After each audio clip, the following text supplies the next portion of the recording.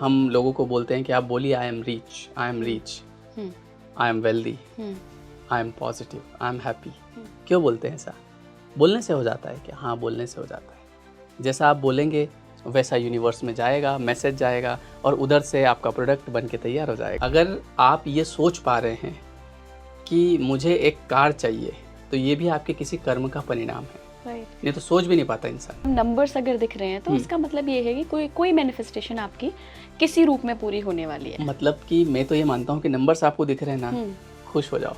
अच्छा। जब आप सोचोगे कि मैं इसको कैसे भी करके हासिल कर लूँ, तो एक तो वो आप हासिल कर नहीं पाएंगे। अगर आपने कर लिया, आप उसको भोग नहीं पाएंगे। वो अपने समय पे आएगी। देखो, मैनिफेस्टेशन को लोग बस ऐसा समझते हैं कि बैठो, आंखें बंद करो, 10 बार बोलो, 10 दिन तक बोलो, आ जाएगा।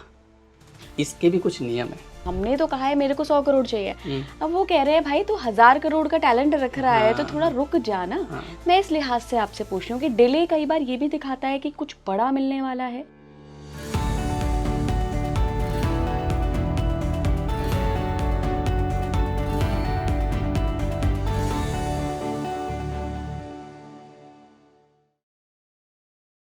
नमस्कार भारत, आप देख रहे हैं स्पीकिंग ट्री। मैं हूं आपके साथ इला गोस्वामी। आज के पॉडकास्ट में हम ऐसे संकेतों पर बात करेंगे जो बताते हैं कि आपने जो भी विश मांगी है, आपका जो भी मैनिफेस्टेशन है, वो बस रास्ते में ही है, कभी भी पूरा हो सकता है। ऐसे कौन से सटल साइंस हैं और ऐसे कौन से डायरेक्ट साइंस हैं? आप में से कई लोग कई बार ऐसा सोचते होंगे कि यार मैंने तो कई सालों से मैं एक चीज़ मैनिफेस्ट कर रहा हूँ, पूरी कब होगी, पूरी कब होगी। तो देखिए, यूनिवर्स ऐसा नहीं करता है, या कोई भी शक्ति जिसमें भी आप मानते हैं, वो ऐसा नहीं करता है कि आपकी मैनिफेस्टेशन 2 साल में पूरी हो रही है तो आपको बीच बीच में वो हताश कर दे। वो साइंस देता रहता है कि लगे रहो, सही रास्ते जा रहे हो, अच्छे कर्म करते रहो, जल्दी ही तुम्हारी मैनिफेस्टेशन कंप्लीट होने वाली है। हमने इसमें नंबर्स को भी डिस्कस किया है, क्योंकि कई बार हम देखते हैं कि कुछ पर्टिकुलर हमें डायरेक्टली ऐसे नंबर्स दिखने लगते हैं। तो क्या ये एक संकेत है, एक बड़ा संकेत है कि मैनिफेस्टेशन आपके रास्ते में है, पूरी होने वाली है? साथ ही हमने इस बात पे भी बात की है कि आपने तो एक फॉर एग्जाम्पल घर मांगा और यूनिवर्स चाहता है कि मैं इसको सिर्फ ना एक फ्लैट ना दूं, मैं तो इसके लिए कोठी की तैयारी कर रहा हूं। तो कोई बड़ी चीज़ अगर यूनिवर्स आपको देना चाहता है तो हो सकता है 1 साल की जगह 4 साल लग जाए। तो ऐसे में सब्र कैसे बनाए रखें और कैसे अपने आप को अलाइनमेंट में रखें कि हम निराश भी ना हो और हमारी मैनिफेस्टेशन पूरी भी हो जाए? आज बहुत ही इंटरेस्टिंग इन सारे विषयों पे हमने बात की है, क्योंकि मेरे साथ जो मेहमान जुड़ रहे हैं उनके पास बहुत सारी शास्त्रों की कहानियाँ होती हैं, बहुत सारे उनके पास अपने पर्सनल अनुभव होते हैं, उनसे जो टीचिंग्स लेते हैं उन लोगों के अनुभव होते हैं, और यूनिवर्स को, लॉ ऑफ मैनिफेस्टेशन को वो बहुत अच्छे से समझते हैं, क्योंकि उनका जीवन भी अपना ही एक मैनिफेस्टेशन रहा है। वो जहाँ से आए हैं और जहाँ पहुँचे हैं वो भी उनका मैनिफेस्टेशन ही है। जी हाँ, मैं बात कर रही हूँ आप सभी के फेवरेट श्याम मुजावदिया सर का, जो कि मैनिफेस्टेशन कोच हैं और मोटिवेशनल स्पीकर हैं। सर, बहुत बहुत स्वागत है फिर से स्पीकिंग ट्री पर। थैंक यू सो मच इला जी। सर, आज हम बात करेंगे कि कौन से ऐसे साइंस होते हैं, कौन से ऐसे संकेत होते हैं जो हमें बताते हैं कि मैनिफेस्टेशन बेटा अब पूरी होने वाली है। देखिए, यूनिवर्स जो है ना, वो आपसे ज़्यादातर तो नंबर्स में बात करता है। आप देखो, नंबर्स हर कोई जानता है। जैसे लैंग्वेज की बात करें तो लैंग्वेज, मैं हिंदी जानता हूँ, मेरे घर की लैंग्वेज जानता हूँ, इंग्लिश जानता हूँ, लेकिन बहुत सारी लैंग्वेज है जो मैं नहीं जानता हूँ, है ना। लेकिन नंबर हर कोई जानता है। अभी किसी को भी बोलोगे आप 1, तो उसको पता है। तो यूनिवर्स आपसे या तो नंबर्स में बात करेगा। तो आपने एंजल नंबर के बारे में सुना? हाँ जी। है ना। तो अगर आपको एंजल नंबर दिख रहे हैं, जैसे अभी आपने सवाल किया कि यूनिवर्स कैसे आपको संकेत देता है, तो आप ये देख लो कि अगर आपको एंजल नंबर्स दिख रहे हैं, इसका मतलब ये है कि आप अलाइन हो चुके हैं। अब आपको सब्र करना है और शांति रखना है, क्योंकि इसमें क्या होता है ना, लोग जल्दबाजी करते हैं। और कई बार क्या होता है कि देखो, इंसान का जो दिमाग होता है ना, वो बहुत छोटा सोचता है ना। जैसे मैं मेरे खुद की बताऊं, जब मैंने शुरुआत की थी तो जब मैं 2000 पे था तो मैं सोचता था अगर 5000 मिल जाए ना मज़ा आ जाए। मैं 5 पे गया, मैंने सोचा अगर 10,000 मिल जाए ना तो फिर मजा तो आ लाइफ जाए। सेट है, इससे ज़्यादा नहीं चाहिए। ठीक है, 10 पे पहुंच गए। फिर मैंने सोचा अगर 15 हो जाए ना तो हमारा दिमाग जो है ना वो बहुत छोटा सोचता है। उसका कारण भी होता है कि कहीं ना कहीं हमें बचपन से बिलीफ होता है। घर वाले ही ये सिखाते हैं कि बेटा अपने बस का नहीं है। जैसे आप कहीं गए, पापा ये ले लूँ, अरे अपने क्या करे इसको। तो ये बात उनको भी नहीं पता है कि वर्ड इज पावर, आपको बोलना क्या है। चाहे जैसे आपने एक बुक पढ़ी हो, rich dad poor dad, rich dad poor dad, उस हाँ। बुक में एक दो पिता होते हैं एक लड़के के, एक उसका रियल पिता और एक ऐसे दोस्त मेंटोर। वगैरह इस तरीके से। हाँ, तो वो उसमें ये बताया जाता है कि एक पिता है जो मतलब सरकारी जॉब है उनके पास, गवर्नमेंट जॉब, लेकिन फिर भी कहीं ना कहीं वो जीवन को वैसा नहीं जी पाते। और एक दूसरा पिता है जिसके पास कोई जॉब नहीं है, लेकिन फिर भी वो अपना साम्राज्य खड़ा करते हैं। किस बेस पे? विचारों के बेस पे, कि आपको बोलना क्या है, जो आप चाहते हैं वो बोलो, वो बोलिए। लेकिन लोग क्या कर रहे हैं पता है, जो नहीं चाहते हैं वही बोलते हैं दिन भर। जैसे अपने बच्चे के लिए कि मुझे तो नहीं लगता है कि ये कुछ करेंगे ज़िंदगी में, होता है ना, मुझे तो नहीं लगता है ये कुछ नाम रोशन करेंगे ज़िंदगी में। और इस बात को दोहराते दोहराते एक दिन ऐसा आता है कि वो सपना सच हो जाता है कि वो बच्चा कुछ नहीं कर रहा है। ये कैसे हुआ? ये आपने ही अफर्मेशन दिया था। इसको हम अफर्मेशन बोलते हैं ना। लोग, आपने देखा होगा, जैसे हम लोग खुद अफर्मेशन करवाते हैं, हम लोगों को बोलते हैं कि आप बोलिए आई am rich, I am rich, I am wealthy, I am positive, I am happy. क्यों बोलते हैं ऐसा? बोलने से हो जाता है क्या? हाँ, बोलने से हो जाता है। जैसा आप बोलेंगे वैसा यूनिवर्स में जाएगा, मैसेज जाएगा और उधर से आपका प्रोडक्ट बन के तैयार हो जाएगा। जैसे आप रेस्टोरेंट में जाते हैं तो वहाँ पे आप बोलते हैं कि भैया जो है पालक पनीर, पनीर पकोड़े, तो जो आप बोलेंगे वही बन के आएगा। थोड़ा सा टाइम लगेगा, है ना, लेकिन आएगा तो वही। तो वैसे ही जो आप बोल रहे हैं वो सब आपके पास लौट के आएगा। तो इसलिए हमको ध्यान रखना चाहिए कि हम क्या बोल रहे हैं। और यूनिवर्स आपसे जो बात करता है वो नंबर्स में बात करेगा, एहसासों में बात करेगा। आपको एहसास होगा। आपको मैं बताता हूँ एक बढ़िया मेरा एहसास। बहुत पुरानी बात हो गई, मतलब शायद 6-7 साल की बात, पुरानी बात हो गई होगी। मैं मेरी वाइफ को बिठाने जा रहा था बस में। वो जा रही थी मेरे ससुराल, मतलब उसके पियर। तो अब मैंने उसको बस में बिठा दिया और उसके बाद में फिर मैं मेरी कार में आके बैठा। अब मैं कार में आके बैठा और उसमें रेडियो ओपन था, रेडियो चल रहा था। जैसे मैंने कहा स्टार्ट करी, रेडियो चला।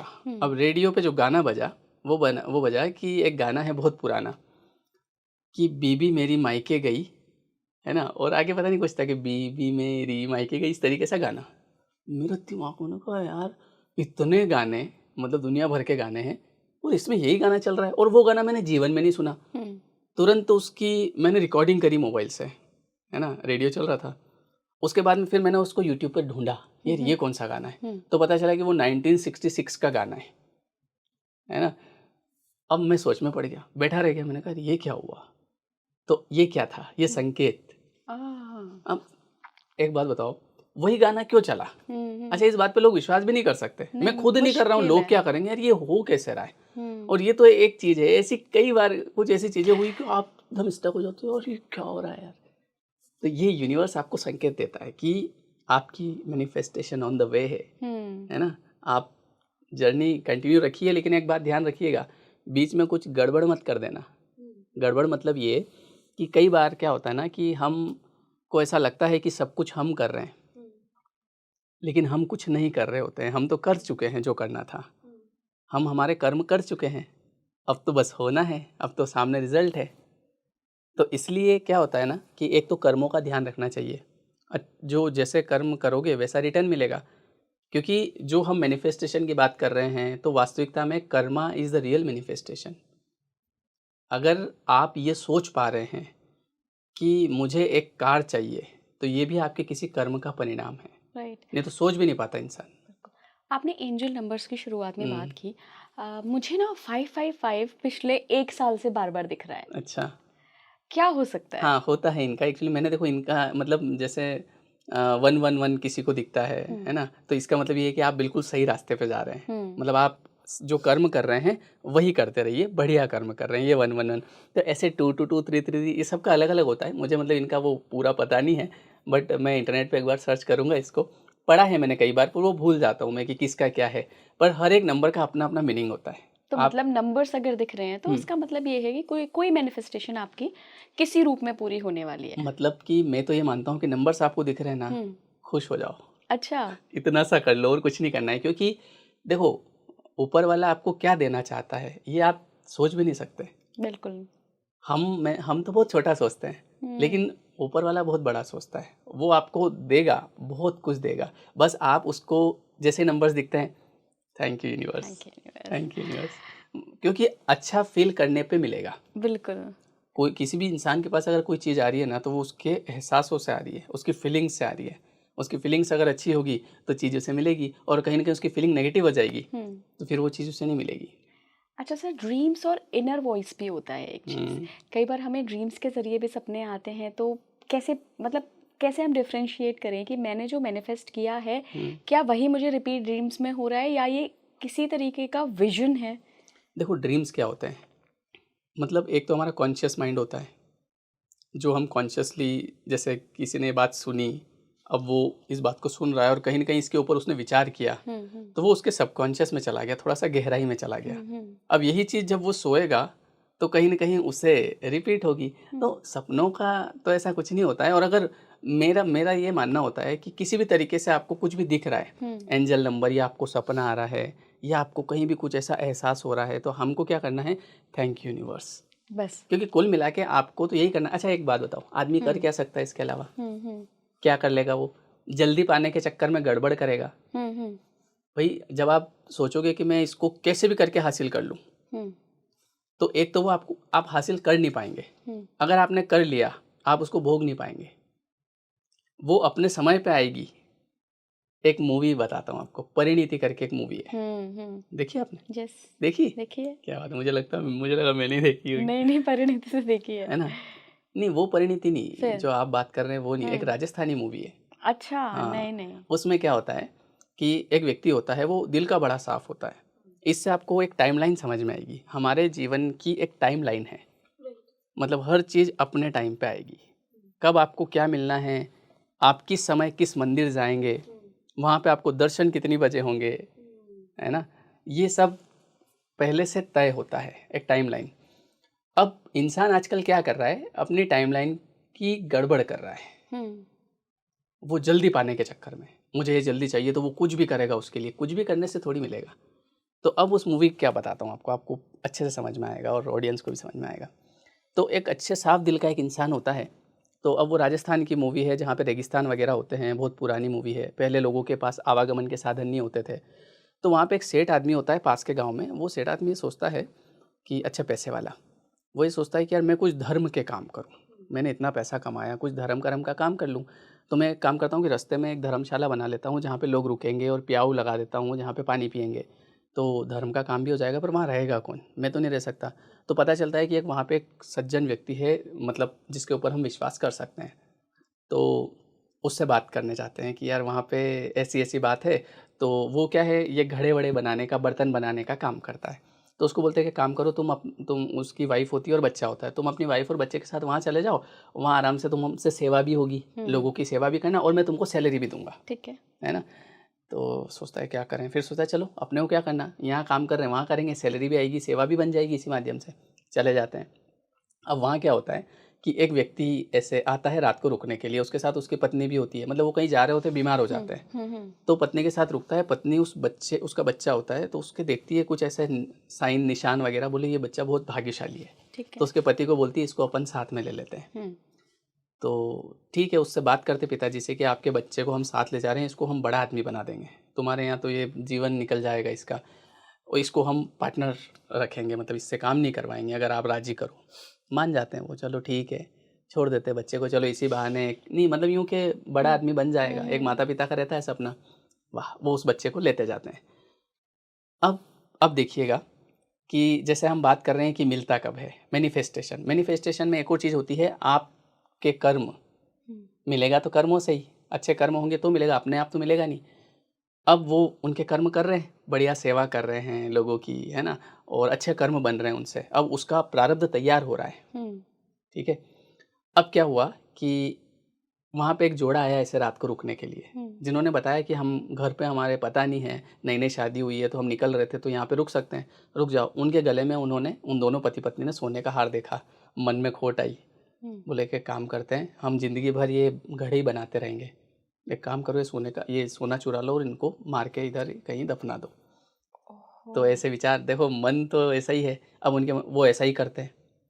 अब वो उस हार को ले लेते हैं, लेकिन उसको आप भोग तो नहीं पाओगे, क्योंकि आप पहनोगे, लोग पूछेंगे कहाँ से आया, तो उसको छुपाते हैं, इधर पहनते हैं, अंदर पहनते हैं, कुएँ में जाके छुपा देते हैं कि बाद में चलो जब हमारा बेटा आ जाएगा ना धन कमा के, तो उस धन में मिला देंगे, तो पता नहीं चलेगा। अब एक अब उनकी आदत पड़ जाती है, कोई भी वहाँ पे राहगीर आता है तो उसके छीन के और उसको मार के फेंक देते हैं। ओहो! हाँ, अब आदत एक बार, देखो किसी भी काम को एक बार आपने कर लिया तो आपकी हुँ। हिम्मत खुल जाएगी फिर। हुँ। अब एक दिन ऐसे समय बीतता है और एक अच्छा बढ़िया जवान व्यक्ति जो है वो वहाँ पे आता है। हाथ में सोने का वो संदूक, सोने का संदूक और खूब सारा सोना जवाहरात लेके बोलता है, मैं रात को यहाँ रुक सकता हूँ? रुक जाओ। वो भी रात को रुकता है, उसको भी ख़त्म कर देता है। अब सुबह-सुबह क्या होता है, एक लड़की आती है वहाँ पे। वो लड़की वो है जो उनके बेटे की जिससे सगाई हो गई थी, बचपन में सगाई कर देते थे। हुँ। बोले, बाबूजी वो आए थे ना रात को यहाँ? बोले, वो आए थे? बोले, वो रात को आए थे, बोले कि मैं पापा मम्मी के साथ रुकूँगा, देखता हूँ वो मुझे पहचानते हैं कि नहीं पहचानते हैं। ओहो! Oh my God! ये क्या हो गया? तब उनको रियलाइज़ होता है कि अपने ही बच्चे को मार मेरे ही दिया। बच्चे को मार दिया। अब यहाँ पर देखो, वो जो उन्होंने जीवन भर सेवा करी लोगों की, उसका धन सामने रखा है। वो सोने का संदूक और वो सोना-चांदी, जवाहरात सब सामने रखे हैं, और जो गलत कर्म तुमने जीवन भर करा, वो तुम्हारा बेटा सामने मरा हुआ पड़ा। अब टाइमलाइन को बिगाड़ दिया। समझ रहे हो आप? मतलब जो टाइमलाइन थी कि आप जो सेवा कर रहे हैं ना, उसका मिलेगा आपको, सब्र तो रखो, लोग सब्र नहीं रख पा रहे हैं। अब सब्र नहीं रखते हैं तो उसमें गलत कर्म बनते हैं, टाइमलाइन बिगड़ जाती है। अब वो चीज़ जो उनकी सेवा से उनको मिली भी थी, उसको भोग कैसे भोगेंगे? क्या करेंगे उस सोने का? बेटा ही नहीं रहा। तो ये अक्सर लोगों के साथ होता है। तो इसमें क्या है ना, यूनिवर्स आपको देगा, आपको सब्र रखना पड़ेगा, और आपको ये भी देखना पड़ेगा कि यूनिवर्स मुझे क्यों देगा? हुँ। ये प्रश्न आपके मन में आना चाहिए कि अगर यूनिवर्स मुझे देगा तो क्यों? क्या कर रहा हूँ ऐसा मैं? मैंने किसी को दिया? मतलब मैं तो लोगों को देने का भाव नहीं रख रहा हूँ, मैं तो दे ही नहीं पा रहा हूँ, और मैं यूनिवर्स से चाह रहा हूँ मुझे मिले। तो हमको ये प्रश्न हमसे करना पड़ेगा। हुँ। देखो, मैनिफेस्टेशन को लोग बस ऐसा समझते हैं कि बैठो, आंखें बंद करो, 10 बार बोलो, 10 दिन तक बोलो, आ जाएगा। इसके भी कुछ नियम है। और आप जो कह रहे हैं मुझे लगता है यही लेटिंग गो और डिटैचमेंट है कि हम्म, आपने कोई चीज़ माँग ली और हम्म, अब आप उसको पीछा छोड़ दो। अब हर बात में हाँ, वो मत सोचो कि भाई कब मिलेगा, कब मिलेगा, कब मिलेगा, लेट गो करो। आपका काम है केवल मांगना, हुँ। ठीक है? उसके बाद उस चीज़ को एहसास करना। कई बार बोला जाता है ना कि अगर आपको रिच बनना है तो महंगी होटल में जाओ, वहाँ जाके कॉफ़ी पियो। अंबानी जी ने ऐसा किया था, देखो आज अंबानी जी कहाँ पहुँच गए। तो उन्होंने उस चीज़ को एहसास किया। परेशान, देखो यहाँ पे एक और चीज़ हो रही है। एक तो इंसान जो है उस चीज़ का एहसास कर रहा है, अच्छा, और एक दूसरा व्यक्ति है जो परेशान हो रहा है, कब मिलेगा, कब मिलेगा। लेकिन एक बात है कि आपका काम है केवल सोचना, मिलेगा ये यूनिवर्स का काम है, राइट। क्योंकि वो पहले आपकी फाइल्स वगैरह चेक करेगा ना। नहीं करेगा? करेगा, बिल्कुल आप करेगा। मान लीजिए आप कहीं जॉब के लिए जा रहे हैं, हुँ। ठीक है? अब आपने वहाँ पे आपका रिज़्यूमे दिया, चेकिंग होगी ना, हाँ बिल्कुल। भैया क्या कर रखा है, क्या नहीं कर रखा है। तो एक छोटी-सी जगह अगर चेकिंग होती है कि स्कूल में हम बच्चे को जब एडमिशन दिलाते हैं, तो वहाँ पे ये देखा जाता है कि भैया इसको क्या आता है, क्या नहीं आता है। हुँ। छोटा-सा बच्चा भी क्या आएगा, आप सिखाओ ना उसको, बोले नहीं, हमारे रूल्स हैं, बच्चे को इतना तो कम से कम आना चाहिए। तो जब एक एक मासूम सा बच्चा, उसको स्कूल में एडमिशन के लिए इस प्रोसेस से गुज़रना पड़ता है, तो आपको अगर यूनिवर्स कुछ दे रहा है, तो उसके लिए आपकी फाइल्स चेक नहीं होगी, करेंगे, बिल्कुल आपके करेंगे। कर्म की फाइल चेक होगी। फिर राइट। देखा जाएगा कि इस व्यक्ति का भाव कैसा है, उस हिसाब से आपको मिल जाएगा। अच्छा सर, कई बार ये भी होता है कि डिले हो रहा है, हमें जो मिलना है उसमें हुँ, बहुत साल बीत गए, हुँ। नहीं हो रहा है, उसके पीछे यूनिवर्स की क्या योजना होती है? नहीं, देखो इसमें किसी का फ़िक्स टाइम थोड़ी है। हुँ। आपने ये भी तो देखा होगा कि आजकल, मतलब हम देख रहे हैं आजकल जैसे सोशल मीडिया है, तो सब चीज़ें पता चलती है। तो एक लड़का है, अभी उसकी उम्र है 5 साल, है ना? छोटा-सा बच्चा, और उसकी इनकम है करोड़ों रुपए। हुँ। देखा आपने ऐसा हुँ। यूट्यूब पे हुँ। कोई एक कई छोटा-सा, सारे हैं ऐसे। हाँ, जो व्लॉग बनाता है, और वो 5 साल का बच्चा है, अभी उसको ये नहीं पता पैसा क्या होता है, और उसकी इनकम है करोड़ों रुपए में। तो ये कैसे हो गया? और एक व्यक्ति वो भी है जिसकी उम्र हो गई 60 साल, पर अभी तक उसकी कहीं से कहीं तक सैलरी शुरू नहीं हुई, अभी तक उसकी इनकम शुरू नहीं हुई। तो ये एक एक तरह से आत्मा की जर्नी होती है। हुँ। मतलब हम देख रहे हैं हमारी शरीर की उम्र हुँ। कि मैं 50 साल का हो गया, कब मिलेगा। लेकिन वास्तविकता में उम्र जो होती है वो आत्मा की होती है, मतलब कर्म के अनुसार। जैसे जब आप जो भी कर्म करते हैं वो आपकी आत्मा के साथ जाते हैं, आपकी जो आत्मा है ना उसके साथ में कर्म जाते हैं। अब वो जो 5 साल का बच्चा है जो करोड़ों रुपए कमा रहा है, वो पिछले जन्म का साथ में लेके आ गया, ट्रांसफ़र हो गया, इधर मिल रहा है उसको। मेरा सवाल सर इस तरीके से है जो मैं पूछना चाह रही हूँ, मैं आपको उदाहरण से पूछती हूँ। वो मेरी एक जानकार हैं, वो बहुत साल से शादी के लिए ट्राई कर रही थी। बहुत सारे लड़के देखे उन्होंने और उनकी अपनी एक पूरी चेकलिस्ट थी कि यार मेरे को ऐसा ही लड़का चाहिए, ऐसा ही नेचर होना चाहिए, मतलब एक हम जनरली हम बना लेते हैं। तो उन्होंने वो सारी चीज़ें ट्राई करी, बहुत लड़के आए भी, उनको पसंद भी आए, लड़कों को भी वो पसंद आई, लेकिन बात नहीं बनी। हम भी सोचते थे यार कि ये इतनी प्यारी है, ये इतनी अच्छी है, इसको क्यों नहीं हो पा रहा है। आखिर में जाके 33-34 साल में जाके अचानक से उनके जीवन में कोई आया और उनकी शादी हो गई, और वो लड़का बेस्ट था। बाकी उन्होंने 5 साल जितने लड़के देखे, जितनी फैमिलीज देखी, कुछ भी नहीं है उसके आगे। तो क्या ये भी होता है कि जब आपको बहुत कुछ बड़ा मिलने वाला होता है, हमने तो कहा है मेरे को 100 करोड़ चाहिए, अब वो कह रहे हैं भाई तू 1000 करोड़ का टैलेंट रख रहा है तो थोड़ा रुक जा ना। मैं इस लिहाज से आपसे पूछ रही हूँ कि डिले कई बार ये भी दिखाता है कि कुछ बड़ा मिलने वाला है। God's plan are better than your plan. उसकी ईश्वर की योजना होती है, हम उसको नहीं समझ पाते हैं। और इस चीज़ को मैंने बहुत अच्छे से एहसास किया है कि जो मैं सोच रहा था कि मुझे ये मिल जाए वो मुझे नहीं मिला। ठीक है, मैं जैसे सीए की प्रिपरेशन कर रहा था, अब मुझसे मैंने करी, प्रिपरेशन नहीं हुआ, तो अब कहीं ना कहीं उस समय मैं सोचा था अगर मैं सीए बन जाऊँ ना तो लाइफ चेंज हो जाए, लेकिन वो चीज़ नहीं हुई। पर ईश्वर ने उससे भी बेहतर दे दिया। तो अब समझ में आता है एक समय निकल जाने के बाद, और अब आपको कई सारी पीछे की चीज़ें समझ में आती है कि वो नहीं हुआ तो कितना बढ़िया हुआ, और अगर वो हो जाता तो शायद मैं नुकसान में रहता। राइट। तो होता ऐसा है ना कि यूनिवर्स का एक टाइमिंग होता है, वो अपने टाइम पे आपको देगा, पर आपको तब तक सब्र रखना पड़ेगा, और वो अच्छा ही देता है। मतलब वो बोलते हैं ना जो होता है अच्छे के लिए होता है। पर यही है ना कि इंसान के साथ क्या हो गया कि जैसे उसने किसी चीज़ को पसंद किया, ठीक है, अब उसको वही चाहिए, लेकिन अब भले उसके लाइफ में उससे भी बढ़िया भगवान देने के लिए हाँ थोड़ा सा समय रुकना पड़ेगा, पर अब उसने जो पसंद किया अब उसके लिए तो वही बेस्ट हो गया, मुझे तो यही चाहिए, और वो नसीब में नहीं है। भाई नसीब भी तो एक फैक्टर होता है, वो आपके नसीब में नहीं है तो आपको कैसे मिलेगा उसका। जैसे मैं आपको एक और चीज़ बताता हूँ, आजकल जैसे कोई लड़का किसी लड़की से मिला, उन दोनों के बीच में प्रेम हुआ, तो जिससे प्रेम हुआ तो अब अगली स्टेप उनके दिमाग में आती है कि भैया हम शादी करना है।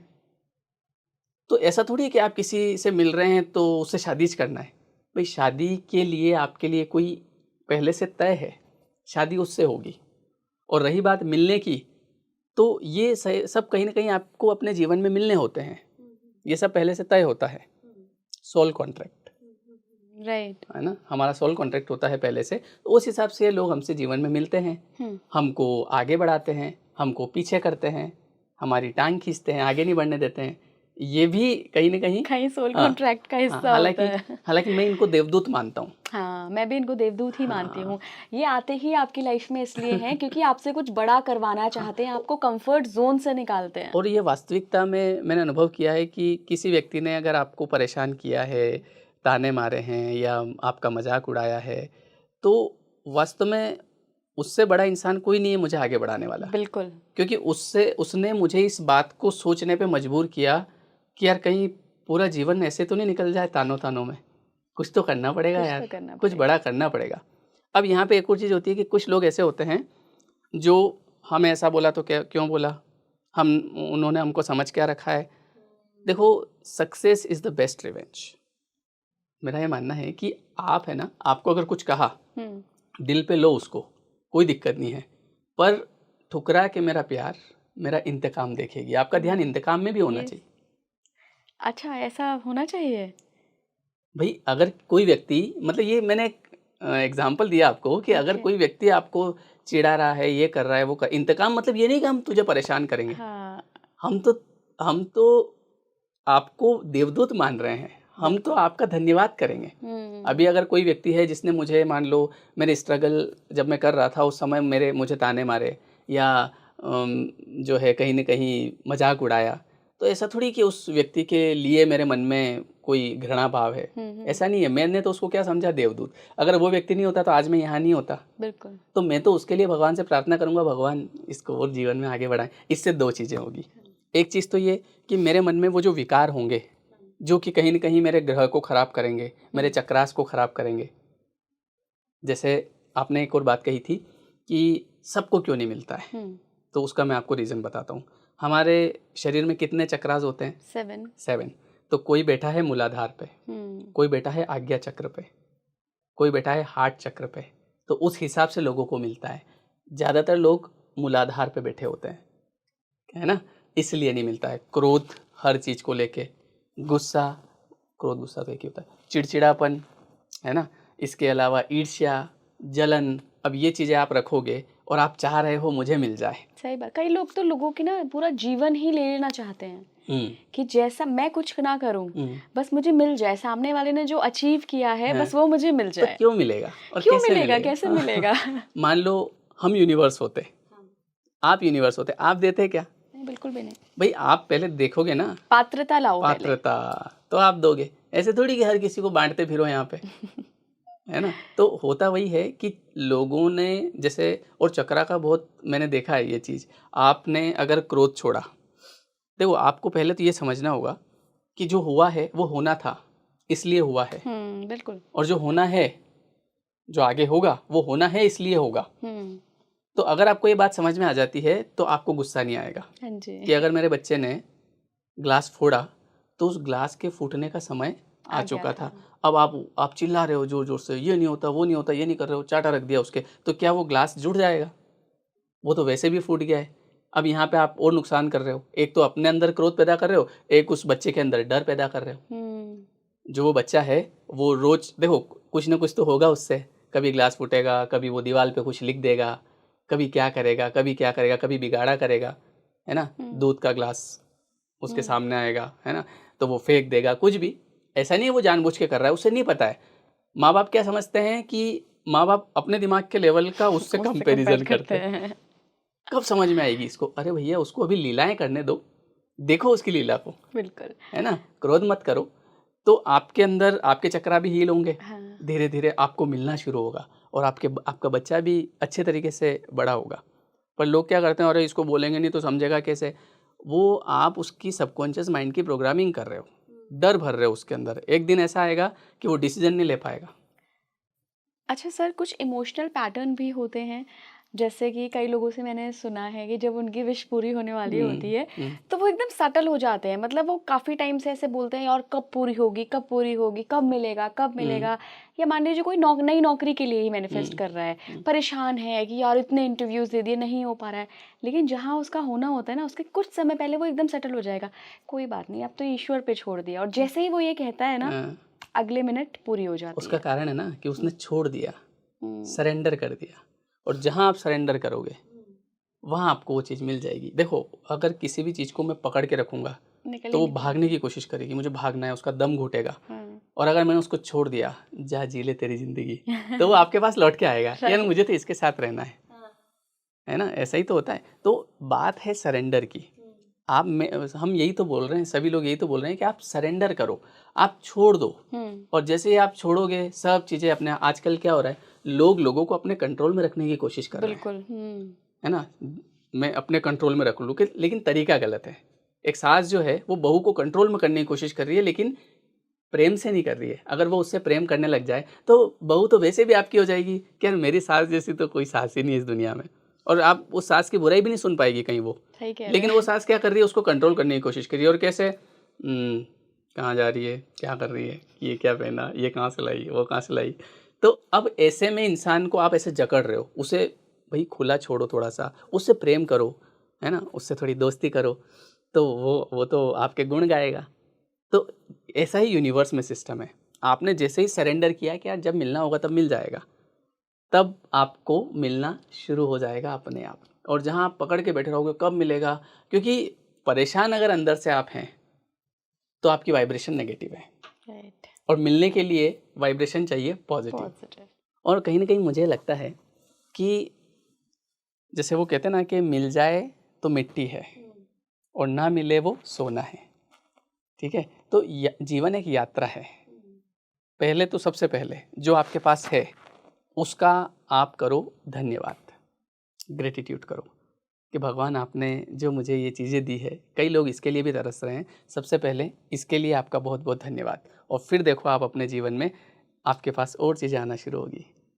आज अगर मैं हूँ, मुझे अगर कोई व्यक्ति थैंक यू करेगा, थैंक यू सर, तो अगली बार मैं उसकी फिर हेल्प करूँगा। और अगर मैंने उसके लिए कुछ किया और वो थैंक यू भी नहीं बोल पाया और निकल गया, फिर क्या? मैं बोलूँगा यार क्या एहसान फरामोश आदमी है। अगली बार जब वो मेरे से हेल्प मांगेगा तो मैं नहीं करूँगा। मतलब ह्यूमन नेचर है ये कि यार ये पिछली बार ये थैंक्स तक नहीं बोल पाया, क्या उस थैंक्स बोलने से मेरे अकाउंट में पैसा आएगा?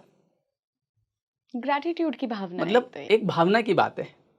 जैसे हमारे जो हम जिस समाज में रहते हैं उसमें आप देखो अक्सर क्या चीज़ें चलती है, लड़ाइयाँ, शादियों में लड़ाइयाँ, इसका कारण क्या होता है? इसमें क्या चीज़ होती है? इसमें भावना की तो बात होती है ना? पहले छोटे वाले की तिलक निकाल दिया, अब बड़े वाले व्यक्ति नाराज हो जाएंगे, क्यों भैया क्या हो गया, आपके निकाल तो रहे हैं। नहीं, बात तिलक की नहीं है, ईगो की है। बात ईगो की है। आप भाई पहले मैं बड़ा हूँ, है ना? तो यहाँ पे क्या होता है ना, वैसा ही यूनिवर्स के साथ में है। तो ऐसा ही मतलब वही होता है ना कि शादियों में जो चीज़ें, जैसे किसी के घर जाके आपने मान लो एक परिवार है, 2 भाई हैं, तो आपने एक भाई जो पैसे वाला है उसके वहाँ जाके आपने कार्ड दिया, और जो दूसरा भाई है जो जिसके पास पैसे नहीं है उसके आप घर ही नहीं गए, तो कहीं न कहीं क्योंकि ग्रेटिट्यूड की भावना आ जाती है आपको। मतलब ऐसा नहीं है कि आप हमारे घर आ जाते तो हमारे घर में बहुत पैसा आ जाता। बात सम्मान की है। सर अच्छा, ऐसे कौन से साइंस होते हैं जिनको हम जनरली इग्नोर कर देते हैं, जो यूनिवर्स हमें बार बार दे रहा होता है कि बेटा होने वाली है तेरी विश पूरी? देखिए, इसमें क्या होता है कि एक तो आपके सामने ऐसी चीज़ें आने लगेगी, कहीं न कहीं यूनिवर्सल चीज़ें, जो आपने कभी देखी नहीं होगी। जैसे कि आजकल इस टाइप के वीडियोज़ आपको दिखने लग गए, और कहीं न कहीं आप अंदर महसूस कर रहे हैं चीज़ों को, अपने अंदर कि यार कुछ अच्छा होने वाला है, या देखो मेरे साथ ये छोटी-छोटी चीज़ें होगी। कहीं पे आप मतलब किसी नाम को, जाने-माने नाम को आप कहीं बार-बार पढ़ोगे, है ना? कुछ ऐसी चीज़ें होगी कि आपने अभी कुछ बोला और उधर से किसी और ने बोल दिया, सेम चीज़ रिपीट हो गई। मतलब कहीं भी आप थोड़ी देर के लिए स्टक हो जाते हैं, अरे ये हुआ कैसे? ये तो असंभव है, कैसे हो गया? पर उन चीज़ों, ऐसा सब लोगों के साथ होता है, पर वो ध्यान ही नहीं जाता उनका। अब हम तो क्या दिन भर इसी में रहते हैं, तो आपका ध्यान तो जाता हर होगा। छोटी-छोटी चीज़ पे जाता है कि ये क्यों हुआ? ये ऐसे क्यों हुआ? वहाँ मतलब हर एक चीज़ पे जाता है। तो वो कहीं न कहीं यूनिवर्स ये एहसास दिलाता है कि मैं तेरे लिए अच्छा कर रहा हूँ। अभी हम महाराष्ट्र गए थे घूमने के लिए, है ना? ज्योतिर्लिंग दर्शन के लिए। तो भीमाशंकर जी हमने दर्शन करके, और घृष्णेश्वर जाना था हमको। तो अब हमारा ऐसा टाइमिंग था कि हम 2 बजे वहाँ पहुँचे, तो हमने कहा कि जल्दी हम दर्शन करके और निकल जाएँगे तो टाइम से वहाँ पहुँच जाएँगे, फिर रात हो जाएगी। तो अब हमने सारी स्कीमें लगा ली, जो स्पेशल दर्शन, है ना? जहाँ पैसा ले रहे थे, पैसा करके, ये वो करके, पूरा मैंने जितना जोर था सब लगा दिया। पर ऐसे योग बने कि जहाँ मैं पैसे भी दे दिए मैंने किसी को, और मैं दर्शन करने जा रहा हूँ तो वहाँ पे कहीं गेट बंद हो जाता है, बोले भैया आरती हो रही है, थोड़ी देर रुकना पड़ेगा। कहीं पे क्या हो जाता है, कहीं पे क्या हो जाता है। आखिरी में दर्शन 5 बजे हुए। तो निकल नहीं पाए।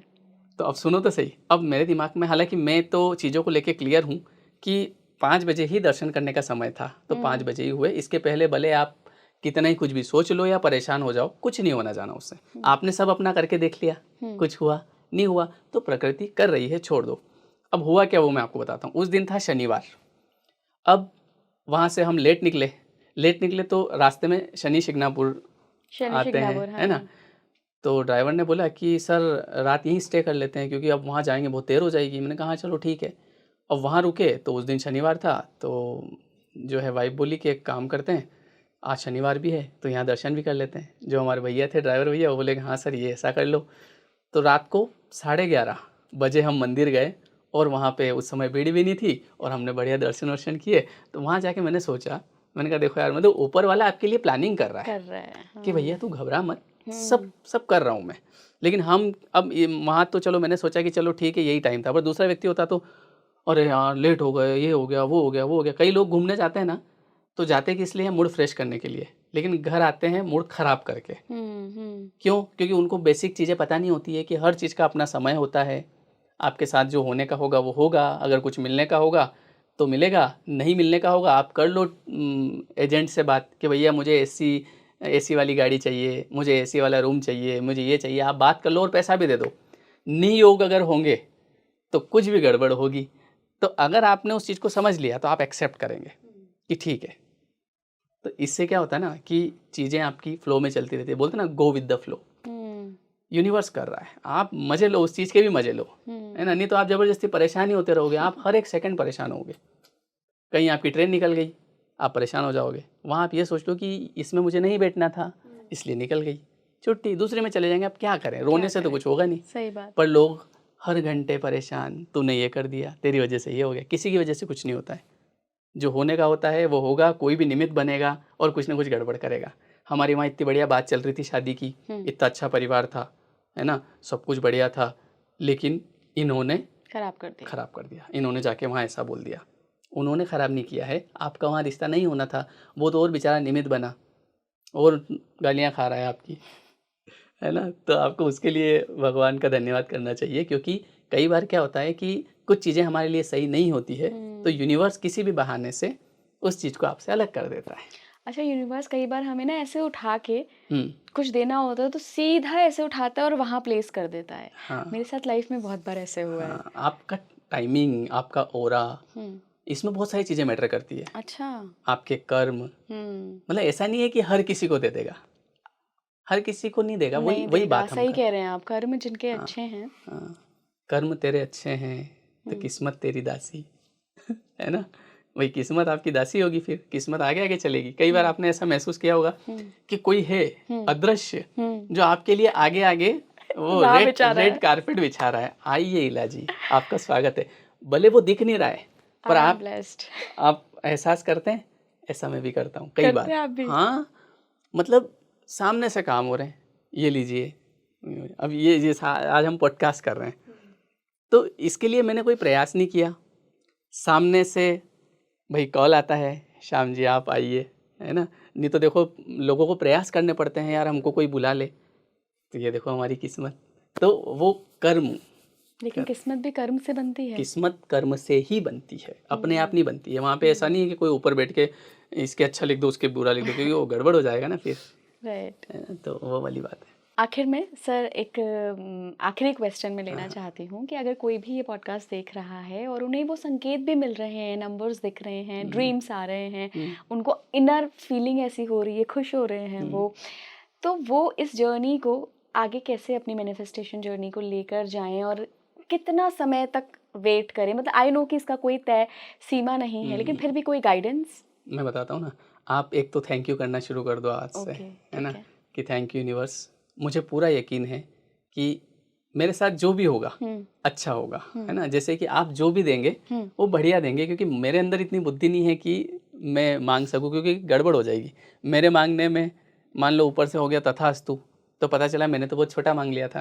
तो एक तो थैंक यू करते रहिए, एक आप अफर्मेशन देते रहिए, है ना। अफर्मेशन जैसे कि आई एम मनी मैग्नेट, अगर आपको पैसा चाहिए, I am rich, I am wealthy, या I am blessed, I am healthy, मेरे जीवन में सब बढ़िया है। और आप सरेंडर कर दो और आप फिर रिजल्ट देखो, कुछ टाइम में आपको रिजल्ट मिलेगा।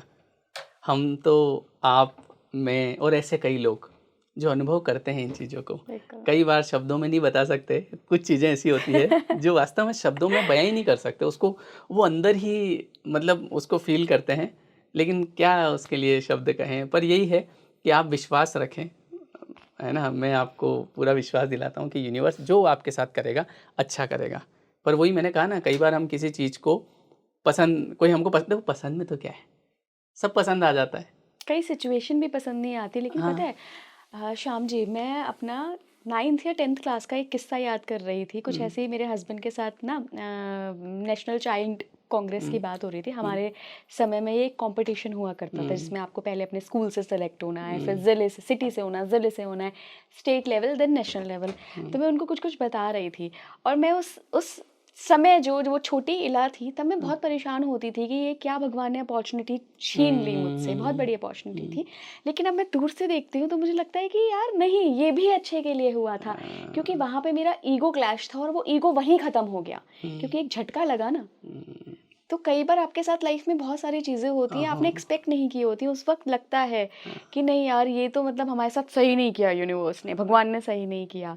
वो उसका कारण ये है ना कि हमारे एक्सपेक्टेशन पे वो चीज़ खरी नहीं उतरती है, इसलिए। बाकी ऊपर वाला तो, मैंने तो सब ऊपर वाले पे छोड़ रखा है, सब बढ़िया ही करता है और सब बढ़िया बढ़िया ही ही कर रहा करता है। है। हाँ। बिल्कुल, बिल्कुल, ऐसा कहा जाता है ना, हमारे बड़े बूढ़े कहते हैं कि बेटा उसके हाथ में डोर पकड़ा दे, हुँ, तेरी क्या औकात है कि तू अपना रास्ता तय करे, वो डोर पकड़े के वो जहाँ लेकर जाएगा ना, हाँ, सबसे बेहतर वही होगा।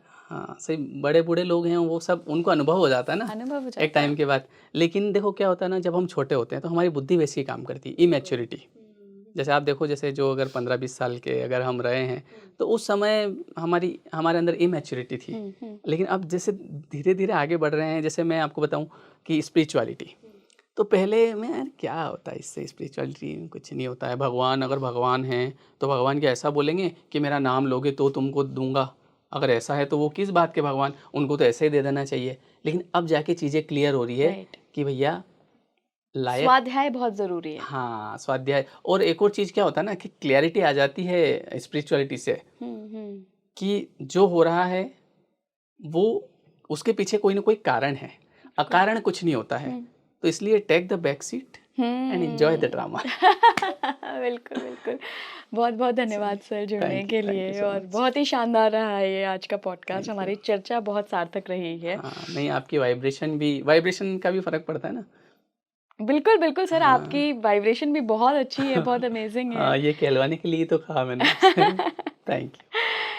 तो आप सभी को क्या कोई ऐसे यूनिवर्स के ज़रिए साइंस मिल रहे हैं, संकेत मिल रहे हैं, जो आपको लगा कि अरे यार, इला जी और श्याम जी ने डिस्कस तो करे नहीं, लेकिन मुझे मिल रहे हैं और मेरा अनुभव ये बताता है कि ये भी मैनिफेस्टेशन पूरी होने का एक साइन है? अगर ऐसा है तो मुझे कमेंट बॉक्स में बताइए, मैं पढ़ूंगी आप सभी के कमेंट्स, और कुछ नया मुझे भी जानने का मौका मिलेगा। जुड़े रहिए स्पीकिंग ट्री के साथ। नमस्कार।